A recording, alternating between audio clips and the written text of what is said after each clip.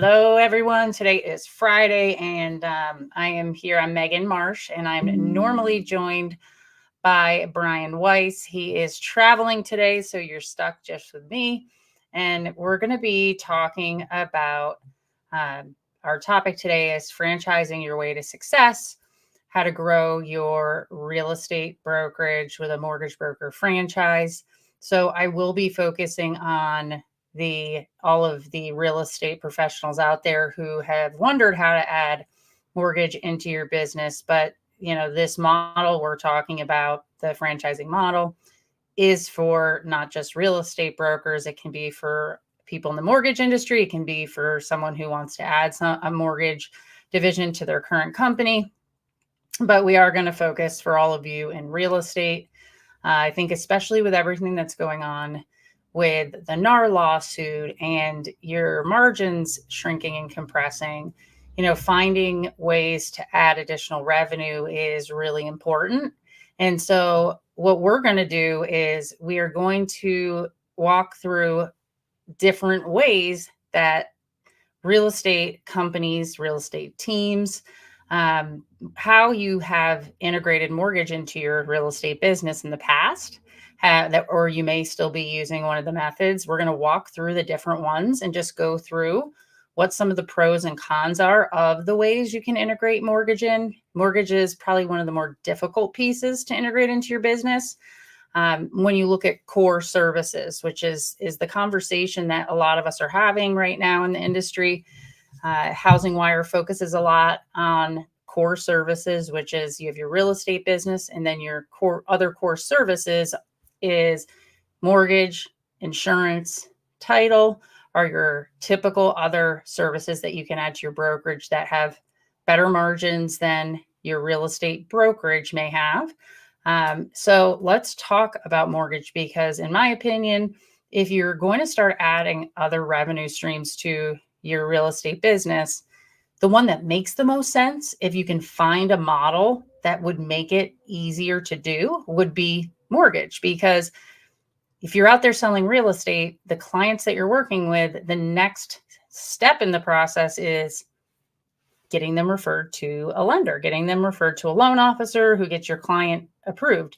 And so that is the handoff. And it's kind of this baton relay race where it goes from real estate to mortgage to insurance to title, in that order. And so being able to, if you're ever wanting to have a one-stop shop or be able to offer all those services, filling the mortgage gap, I think, would really have a big impact on a real estate company and team to be able to build out their one-stop shop and really create a true business that drives value and income.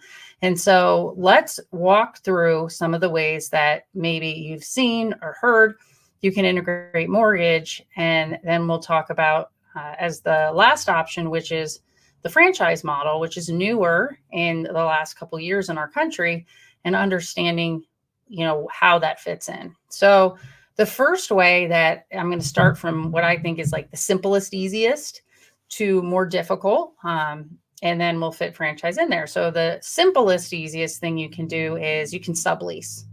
And you can do this with pretty much anything in any business. It's taking a location that you have, taking an office location and taking a piece of it and subleasing it to someone else.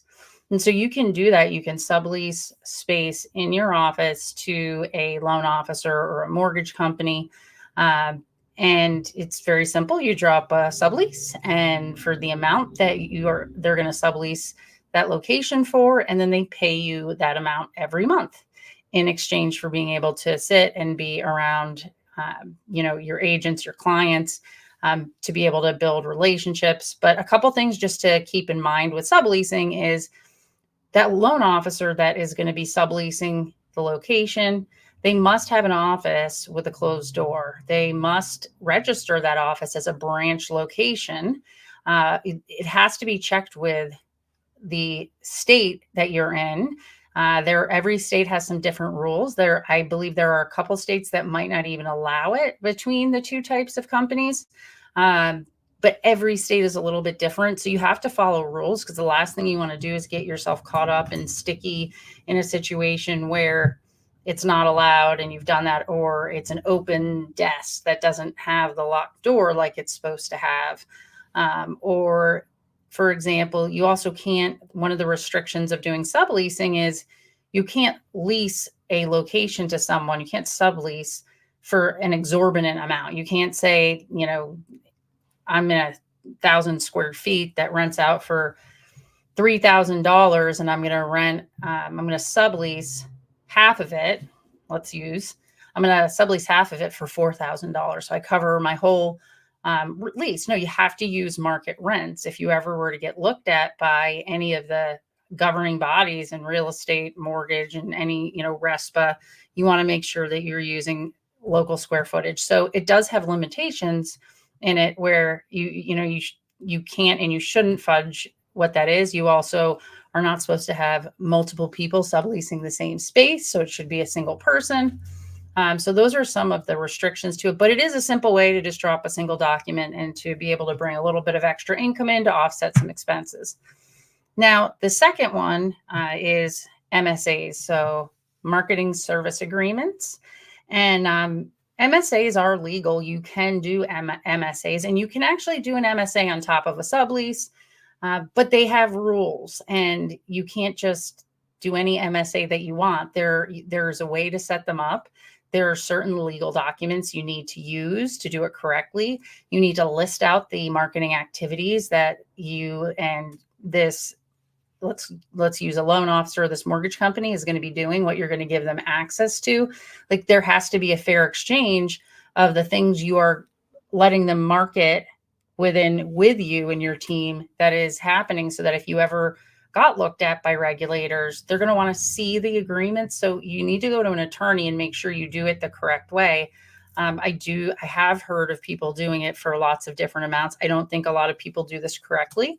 But it is the way on top of the sublease to really add some additional income. And I would say it's one of the most common ones if you're not going to go into any type of ownership, to be able to get, $3,000, $4,000, $5,000. I'm sure in bigger cities, there's some of people out there who have subleases and MSAs that are, even north of that. So subleases, MSAs, the second one. Then the third one is joint ventures. So joint ventures, I would say, definitely they've been going on for years. In the last 5 years, you might have seen more joint ventures, especially with the bigger companies out there. You've got Guaranteed Rate has Guaranteed Rate Affinity. You've got, some of the bigger players out there forming joint ventures with a real estate company. But, the thing with joint ventures is, okay, on that level, if you are a franchise real estate broker owner who owns a Keller Williams, let's say, or a Caldwell Banker, is that joint venture on the parent company doesn't really do much for you. Maybe they'll come in and do an MSA or sublease. So then doing a joint venture with someone really needs to be on a local level and forming a new business. And typically why you would form a joint venture is, because then the mortgage professional, the company you'd form that joint venture with, handles all the operations on the back end. And then, you as the real estate professional are really giving their loan officers or that company the opportunity to do more loans by building relationships with your real estate agents. Equity can be split any way that you choose to do it. It can be 50-50, and there are some models that's what they do.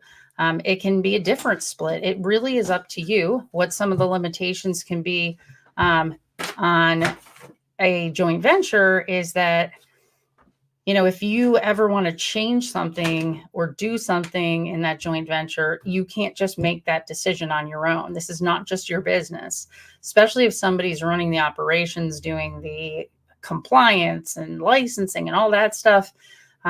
You really do lose control. And then the other thing that I've learned from people I've talked to who have done some joint ventures based on how they're set up is if let's say you're doing a 50-50 joint venture, it doesn't leave a lot of wiggle room to include other people if you want to include your real estate agents, or to include the loan officer, or to include the people that are the boots on the ground. And they can work great, but they're right. There can always be those frustrations. And so the last one I'm going to explain before jumping into the franchise model is doing it yourself. I mean, I've met a real estate broker who did a joint venture, didn't like that, had done MSAs before, and then they went and did it themselves, DIY. They did it themselves. They opened their own brokerage. So they're like, I can do this after being part of a joint venture.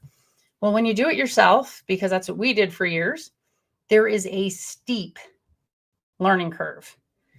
There's a steep learning curve if you decide to open up a mortgage brokerage, even if you do it with a loan officer who knows how to do loans. Running a business is different than originating loans. There's a totally different set of activities that happens. And unless they've opened and run a brokerage before, right, you're starting from ground zero, and you have to build a company, and you have to build training, and you have to build all the systems that come with it. The person that I spoke to, who was a real estate broker who did this, they said it pulled them away from their core business, because the loan officers they had questions, they had needs. If you're going to have other people working for you, which usually if you're in real estate and you want to add this, you like it to be not have to be in that business the whole time. And so I would not recommend the do-it-yourself model unless you can commit a certain amount of people to it and they have had some experience. And so that was why the last method, which is the topic today of this live, is the franchise model. And I didn't understand the franchise model back a couple of years ago. I had written a course for loan officers who wanted help opening a brokerage. They wanted to know how to do it the right way. How do you avoid the mistakes? How do you do compliance? And someone approached me and talked to me about taking the course and making it into a franchise. And I didn't really understand why. Why would I want to create a franchise, right? And when it really came to me, what a franchise was and did is that my brother, who owns his own business, he has an insurance agency. And my dad would always say to me, you need to go talk to your brother, Chris, when I was DIYing opening my mortgage brokerages. And I was frustrated and things would not go well, or I'd screw things up. And it just was so exhausting trying to figure out the combination of how to run a business correctly, especially in the mortgage industry where it's complex. And finally, one day, like the fifth time my dad said to talk to my brother, I sat there and I'm like, oh my gosh, like my brother owns a State Farm agency. It's a franchise. Like he got to walk into owning this business that had systems and processes and support and all the things that you would go into a joint venture for, but he owns it 100% himself. And, I see how the industry is evolving right now with, what the mortgage industry has done is they've created these models that are branch models that, make loan officers feel like they own something of themselves, but they really don't. Branches are, they're a way to have a P&L model, but you don't own the company. You don't own an asset you can sell one day. So as a realtor, you could do a branch, but you can't include other people and you don't own it. Doing it with franchises, you own a business. I feel like it's the best of all the things above. It's, you own 100% of that company. You own all the equity in the company, but you still have the back end support to be able to grow your mortgage, your real estate brokerage, and the franchise has the back end support. Now, not all franchises are built the same. We like to call it there's done with you, where, you can be guided on how to do it. So you'd still need to have someone in that mortgage company. But it's also why with Collab, our franchise model, we did a done for you.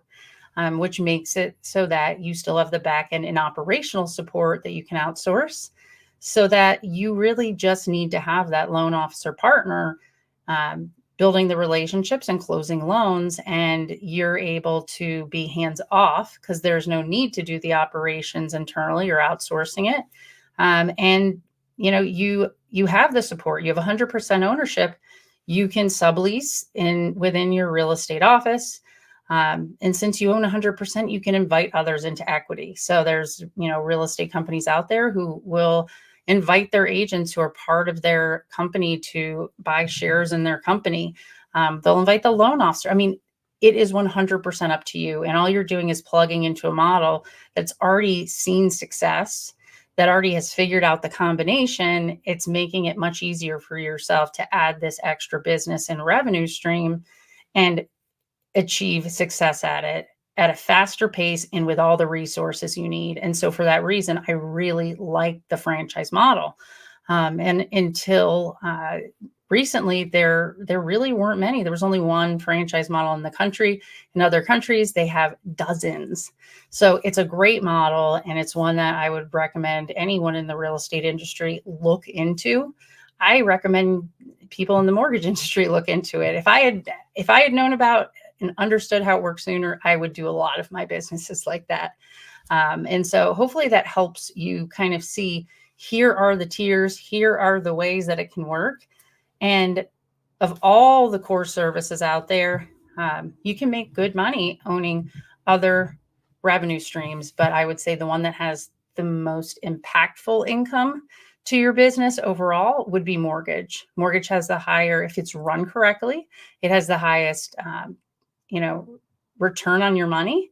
It's not residual like some other businesses, but you can make it residual with your business and include the people that are important to you in your business. So if you have questions about this model and how it can fit into your real estate business, that's why we're on here doing this. That's why we're making sure we're educating and letting more people know what your options are and how it works, so that you can finally be able to change your business and add something that you've always wanted to add. So for anybody who has checked this live out here today, or you're watching it down the road here, I'm Megan Marsh of Collab Lending Franchise. And, we'd love to see any questions. You can type them below. You can DM myself or Brian Weiss, and we are here to answer your questions and see how we can help you with your real estate or your mortgage business. All right.